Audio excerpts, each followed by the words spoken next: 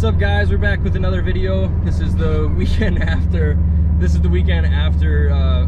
last video that we put out.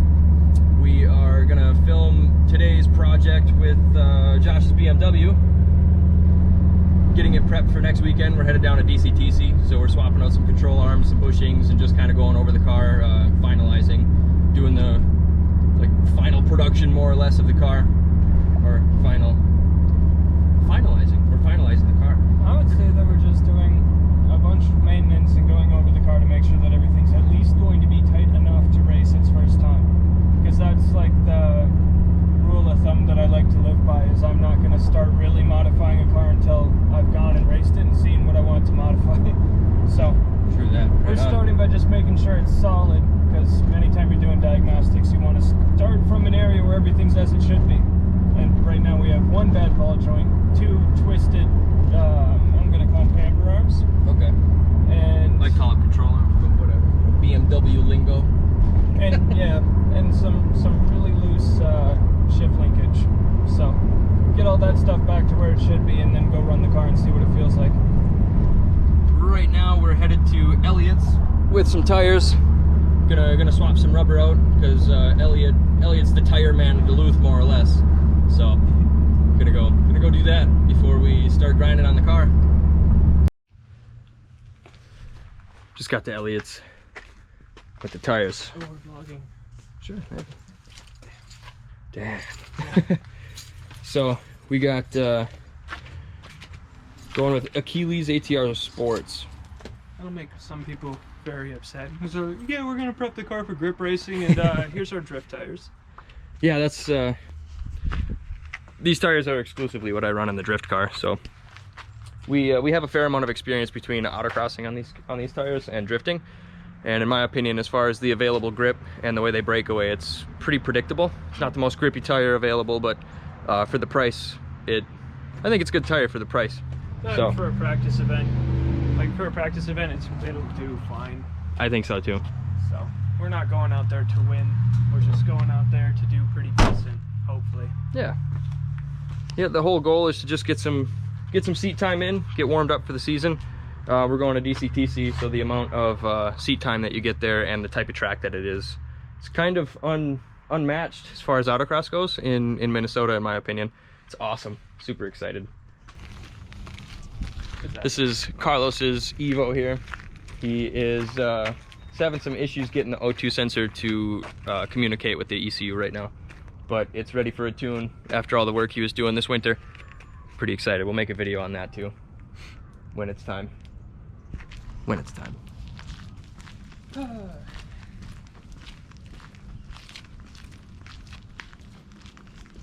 thank you. So we just got back to the garage. Sure did. So we can finally start on the old BMW here. Cool. What do we get, Josh? What kind of parts are we putting in this thing? So we got the two rear, you know what? Doesn't say. Camber arms for the rear, or control arms, or camber control arms. Either way, they're what connects the lower hub to the subframe. And then these are front control arms, tie rod ends, and sway bar inlets. And that's inner and outer tie rod ends, which is nice because from what I've heard, these cars in like drift applications or applications where they're seeing rough course will wear out this ball joint like every other event. And this has been to one drift event, and other than that, just been beat on around town. So it was probably high time. And then obviously everything else under there looks gross. That ball joint is what I would call a complete failure at the moment. You can still drive it, but it death wobbles when you put load on it at high speeds, which this is a high-speed machine. This coolant line here? Yeah. Oh boy. I'm sorry, that's my 8mm socket. So I was at an event, and with the stock airbox being gone, there's a temperature sensor that I believe sits in the stock airbox. It wasn't in there, so it must have gotten moved and rattled against the frame until it cracked, started leaking fluid.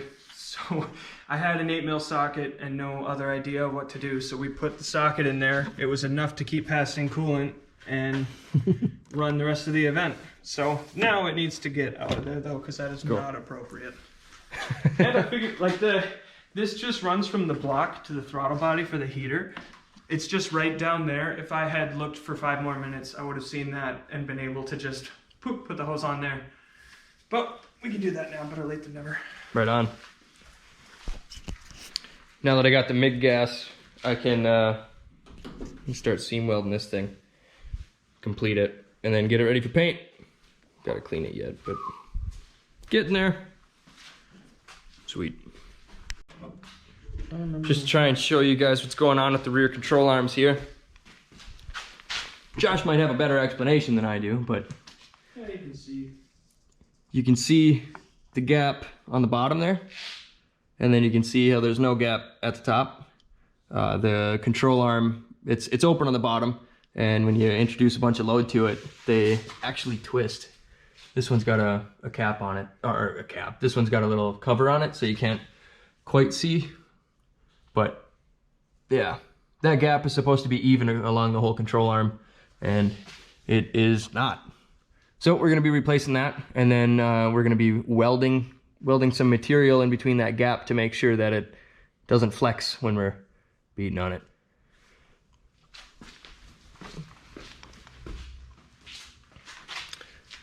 And you got the whole front control arm? Yeah, so it's gonna be this guy, all the ball joints, this guy, and then the inner and outer tie rod ends as well. Cool. And that leak no longer exists. It's just dirty right now.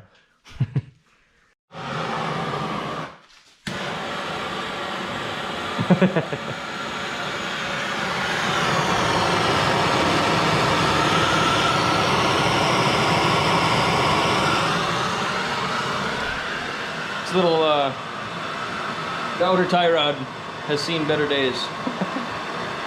I've never done a set of tie rods that just work with me well. Usually by the time they've been on the car this long, they're so like rusted and locked up. Like by the time they actually wear out and need replacement. And these ones arguably don't. They're fine, but they came in the kit. Holy crap.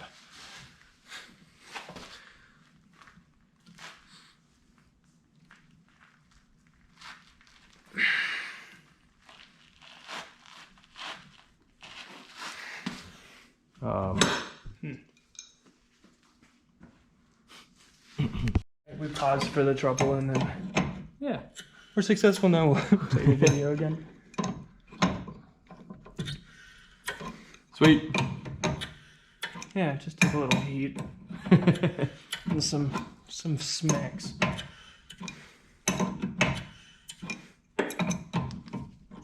So we just got the tie rods off. They are very, very tired. But we decided that we were just going to cut it for the sake of simplicity. The nut was just seized onto the inner tie rod, so it was just an easier option to cut them off. We can still pull it out and install the new hardware, which we have laying around here somewhere. So yep, we're done with that now. And here's the pretty new control arm. Pretty excited about this. Yeah, those are nice. So yeah, making good progress. About to go pick up the tire, or yeah, the wheels and tires that are at Elliott's. Gonna go pick that up. I don't think we have any other errands to run, so we can just come straight back here and get back to work. You might need the pickle fork. Oh yeah, we might need a pickle fork because ball joints don't really want to separate. Well, they might, but like in hammering on it, I'm pulling down on the strut, so unless I support the strut somehow, all of my impact is mostly getting absorbed by this. Right. So it's just not doing a whole lot of damage when I'm striking it. So even though like this one popped out easy, but I was able to hit that clean sideways, and there's weight hanging on it at any given moment, versus this one where it's actually pushing up right now. Right. So anyway, yeah, we're making decent progress. Haven't moved to the back yet, but we'll get there. Yeah, with the way the front's going, I'm really not that concerned. Yeah. Because I'm about to drop this control arm off, and then it's adjust the lollipop, put the new lollipop and control arm on, and bolt everything down. It's not. Cool. Yeah. Nothing crazy. And the rear control arm bolts are pretty accessible, so I don't think that'll be too big of a problem. I think I'm pretty excited about that. That's gonna be fun. Yeah, the welding and all that. Yeah, I like welding, so we'll throw some goobers on it and say a prayer. So, just got both control arms off. Here's the comparison. Hi, Spencer. Hey, hi. Hey, that's how our logos should be readable. That's how I know it's said. Adjust caster. So that sits there. Yeah, these joints are pretty damn tired. Can hardly move this one by hand, so yeah, that'll be nice. Oh yeah, if it wasn't for the fact that that guy wanted to shake real bad at freeway speeds, I would have left it on. Basically, the war. It's rough. And Josh got himself caught in the trenches of the war, of the VIR Pro Pad. And this is what happens. It's common, it's normal. Should be anything to be concerned about. And we do have meetings typically, usually on Mondays. You can come. We'll get you through it, buddy. We'll get you through it. Yeah, it happens. There's a reason they make endless amounts of aftermarket arms for it. So instead of getting those, Josh got stock arms, and we're going to change them. See, here, look at me with camera. Can you see me? A little bit. Okay, a little bit's enough. The problem is that the endless amounts are either $100 Godspeed versions, which are going to be horrible, or they're $300 ECS tuning versions. So what we're going to do instead is actually gusset these arms, because their main flaw is that they're two pieces of sheet metal that clamp around a bushing on one end and are wrapped around a bushing on the other. So I guess it's actually just one big long piece and they fold it over the bushing. So we're just going to gusset both sides. Don't worry about this. We'll explain that never. It didn't happen. What didn't happen? Nothing at all. All Don't right, worry I need that about it. light when you guys are, if you guys are done. Yeah. Making. But yeah, we're just doing real race car shit now. Gusset. Exciting welding project. OEM Plus, dude. OEM plus or minus, I suppose.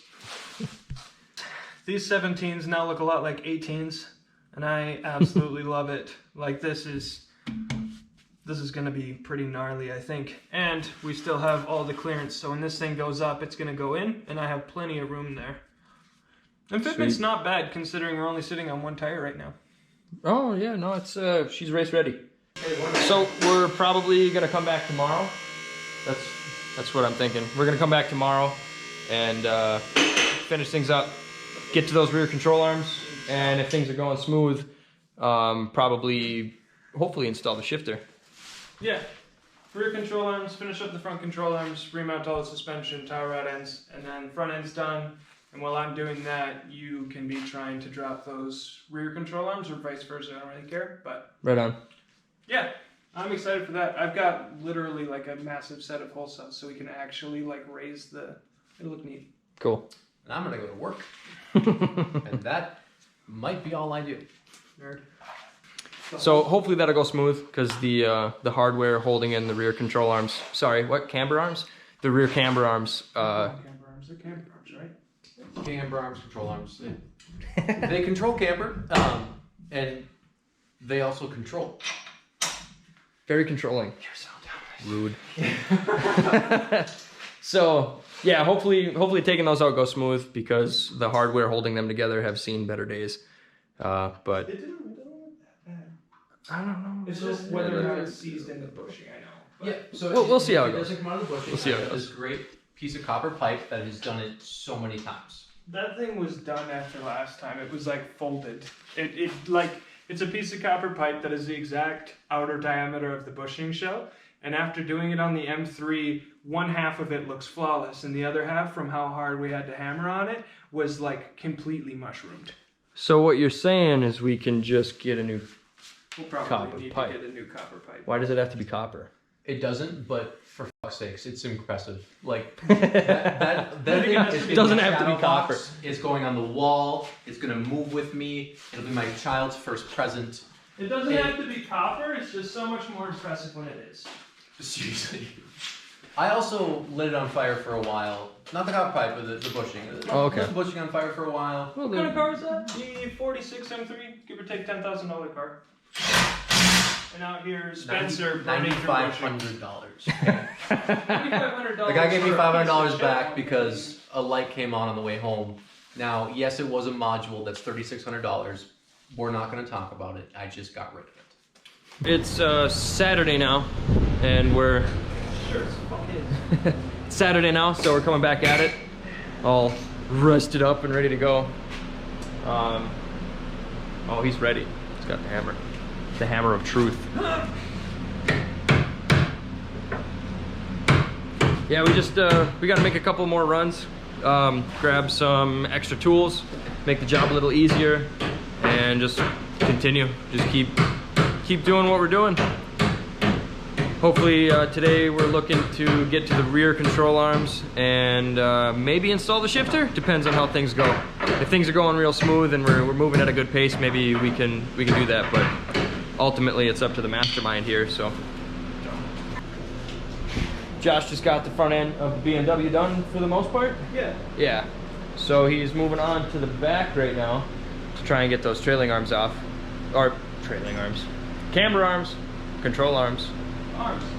Arms. There's some arms back there. Yeah, they need to not be back there. So while he's doing that, I figured I would continue, prepping the passenger side of the 8.6 for some seam welding. The majority of this side is pretty much done. There's just a couple things I'd like to touch up. But, yep, just cleaned the majority of the seam sealer out of the seams. And, a lot of seams. Josh got the driver's side camber bolt out, and he moved on to the passenger side, and disaster struck. So this is the one that came out of the driver's side. It's in great shape. Great shape. Oh yeah, looks good. Steve. And oh yeah, you're moving right along. Yeah. I don't know if you can see that well, but it broke. That one broke. So we're currently trying to source one locally, hopefully, to keep this project going. But we'll see what we can do. Yeah, we can still get the arms off, and Worst case scenario, Figure it out. I will pay expedited shipping. I'll pay $50 to get 2 bolts and 2 nuts on this car by Monday. But I'm just gonna get this one out and then start looking online and probably order one if nobody responds, everybody responds. I'd rather have one on the way just in case. right on.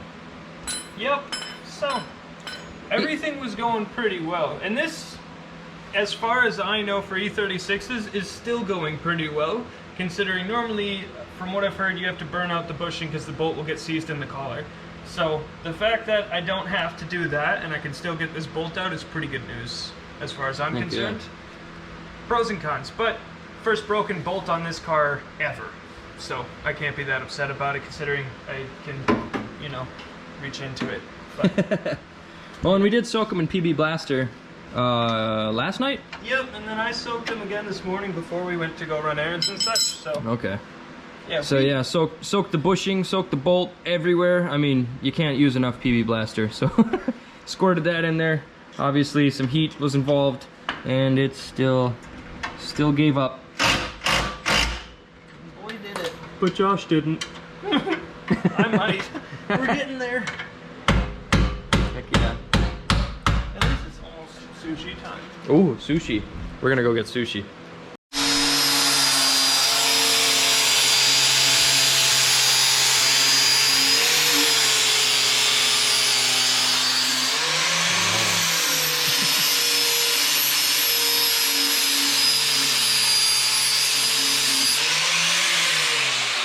Since we're actually filming this, and just in case it makes, I just want to make it perfectly clear that what we're doing here is almost completely unnecessary. It'd be very hard to justify this if somebody asked me, why did you do that? I'd like, Why not? We just cut a bunch of, what do you want to call them? Plates. Just cut a bunch of plates out of this hunk of steel, and yeah, so we cut them in 3 segments. That's what we're gonna use for the gussets on the control arms. And kinda, well, it's kinda dark, but you get the idea. So Josh right now is about to tack those into place. He has the control arm currently bolted into the car, so there's no warpage or anything tweaking. So what we're aiming for is, well, this control arm's a bit tweaked, but something along these lines. Oop. Top and bottom, something like that. I'm sure it'll look different on the actual control arm, but yeah, that's what we're going for, top and bottom, just so they don't twist like this one did, fold over, because this thing is, well. I'm still pretty confident with it. You can see the heat marks. Yeah. Cool. That'll do. That'll do, pig. That'll do. Nice. So yeah, as long as it still fits in the car, then this one's good to go. And Alex gets to do the next one. Woo! Watch me fuck that up. The only thing that I would say is I welded the bottom ones on, pulled it out of the car, welded the top ones on. Mm-hmm. As you move further up, this has more of a curvature to it, so you're gonna have to hammer the plates down. So I like tacked one side and then put a decent enough weld to get the metal warm, and then hammered the other side over just lightly. Okay. Lightishly. Cool. Yeah. All right, so it's Sunday evening now. I had to go. I couldn't be in the garage today. I had to run errands and stuff, so wasn't here. It was all Josh, and he's on a time crunch. Things were going kind of slow for the majority of the weekend, honestly. So yeah, we didn't really vlog the tail end of it, just so Josh could fix this thing faster. There wasn't a whole lot at that point because we covered what we were doing to the camber control arms. So yeah, we covered that. I just finished it up on the other side, installed both ends. I ran and got some parts from a guy, just a couple of bolts. I had some issues putting the diff in, but like none of it's interesting content. So everything's back in the car. I tightened up most of the front end. R tabs and all that are solid.